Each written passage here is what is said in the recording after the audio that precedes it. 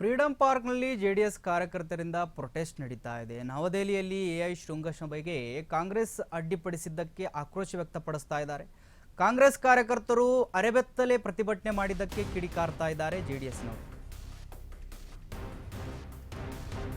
Freedom ಪಾರ್ಕ್ನಲ್ಲಿ JDS ಕಾರ್ಯಕರ್ತರಿಂದ protest.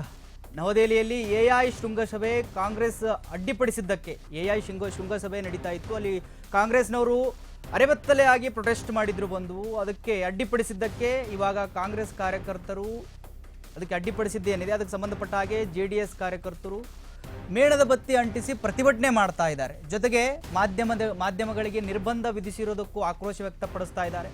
ವಿಧಾನಸೌಧದಲ್ಲಿ ಮಾಧ್ಯಮಗಳಿಗೆ ನಿರ್ಬಂಧ ವಿಧಿಸಿರುವ ಸರ್ಕಾರದ ವಿರುದ್ಧ ಮಾಜಿ ಶಾಸಕ ಎಚ್.ಎಂ. ರಮೇಶ್ ಗೌಡ ನೇತೃತ್ವದಲ್ಲಿ ಪ್ರೊಟೆಸ್ಟ್ ನಡೀತಾ ಇದೆ. ಮಾಜಿ ಶಾಸಕ ಕೆ.ಎನ್. ತಿಪ್ಪೇಸ್ವಾಮಿ ಸೇರಿದಂತೆ ಹಲವರು ಭಾಗಿಯಾಗಿದ್ದಾರೆ ಪ್ರೊಟೆಸ್ಟ್ ಅಲ್ಲಿ. ಫ್ರೀಡಂ ಪಾರ್ಕ್ನಲ್ಲಿ ಜೆಡಿಎಸ್ನವರು ಪ್ರೊಟೆಸ್ಟ್ ಮಾಡಿರ್ತಕ್ಕಂಥದ್ದು. ನವದೆಹಲಿಯಲ್ಲಿ ಎಐ ಶೃಂಗಸಭೆಗೆ ಕಾಂಗ್ರೆಸ್ ಅಡ್ಡಿಪಡಿಸಿತ್ತು. ಕಾಂಗ್ರೆಸ್ ಕಾರ್ಯಕರ್ತರು ಅರೆಬೆತ್ತಲೆಯಾಗಿ ಬಂದು ಅಡ್ಡಿಪಡಿಸಿದ್ರು. ಇದಕ್ಕೆ ಸಂಬಂಧಪಟ್ಟ ಹಾಗೆ ಜೆಡಿಎಸ್ ಕಾರ್ಯಕರ್ತರು ಮೇಣದ ಬತ್ತಿ ಅಂಟಿಸಿ ಪ್ರತಿಭಟನೆಯನ್ನು ನಡೆಸಿದ್ದಾರೆ. ಜೊತೆಗೆ ಮಾಧ್ಯಮಗಳಿಗೆ ವಿಧಾನಸೌಧದಲ್ಲಿ ಏನು ನಿರ್ಬಂಧವನ್ನು ಹೇರಲಾಗಿತ್ತು ಅದಕ್ಕೆ ಸಂಬಂಧಪಟ್ಟಾಗೂ ಕೂಡ ಆಕ್ರೋಶವನ್ನು ವ್ಯಕ್ತಪಡಿಸಿದ್ದಾರೆ. ಮಾಜಿ ಶಾಸಕ ಎಚ್.ಎಂ. ರಮೇಶ್ ಗೌಡ ನೇತೃತ್ವದಲ್ಲಿ ಪ್ರೊಟೆಸ್ಟ್ ನಡೆದಿದೆ. ಮಾಜಿ ಶಾಸಕ ಕೆ.ಎನ್. ತಿಪ್ಪೇಸ್ವಾಮಿ ಸೇರಿದಂತೆ ಹಲವರು ಪ್ರೊಟೆಸ್ಟ್ ಅಲ್ಲಿ ಭಾಗಿಯಾಗಿದ್ದಾರೆ.